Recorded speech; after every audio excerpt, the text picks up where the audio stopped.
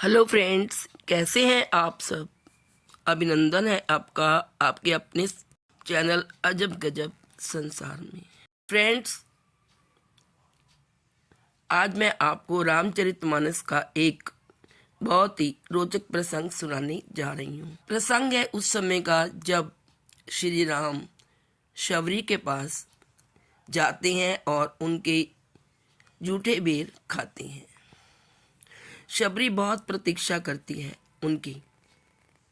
तो जब श्री राम शबरी के पास जाते हैं तो शबरी कहती है, यदि रावण का अंत नहीं करना होता तो हे राम, तुम यहाँ कहाँ से आते।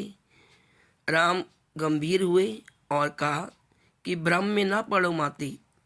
राम क्या केवल रावण का वध करने के लिए यहाँ आया है? अरे, रावण का वध तो मेरा अनुज लक्ष्मण भी कर सकता। राम हजारों कोस चलकर इस गहन वन में आया है तो केवल तुमसे मिलने माते, ताकि हजारों वर्षों बाद जब कोई पाखंडी भारत के अस्तित्व पर प्रश्न खड़ा करे तो इतिहास चिल्लाकर उत्तर दे कि इस राष्ट्र को क्षत्रिय राम और उसकी भीलनी मां ने मिलकर गढ़ा था। जब कोई कपटी भारत की परंपराओं पर उंगली उठाए तो काल उसका गला पकड़कर कहे कि नहीं, यह एकमात्र ऐसी सभ्यता है जहाँ एक राजपुत्र वन में प्रतीक्षा करती एक दरिद्र वनवासिनी से भेंट करने के लिए 14 वर्ष का वनवास स्वीकार करता है। राम वन में बस इसलिए आया है ताकि जब युगों का इतिहास लिखा जाए तो उसमें अंकित हो कि सत्ता जब पैदल चलकर समाज के अंतिम व्यक्ति तक पहुँचे तभी यह राम राज्य है।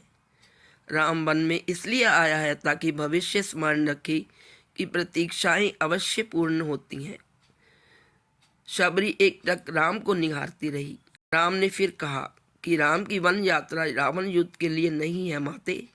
राम की यात्रा प्रारंभ हुई है भविष्य के लिए, आदर्श की स्थापना के लिए, धर्म की स्थापना के लिए। राम आए हैं ताकि विधर्मियों को बता सके कि अन्याय का अंत करना ही धर्म है।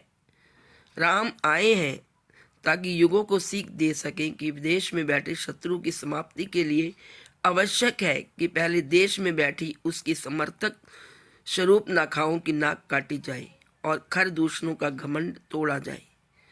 राम आए हैं ताकि युगों को बता सके कि रावणों से युद्ध केवल राम की शक्ति से नहीं बल्कि वन में बैठी बूढ़ी शबरी के आशीर्वाद से जीते जाते हैं।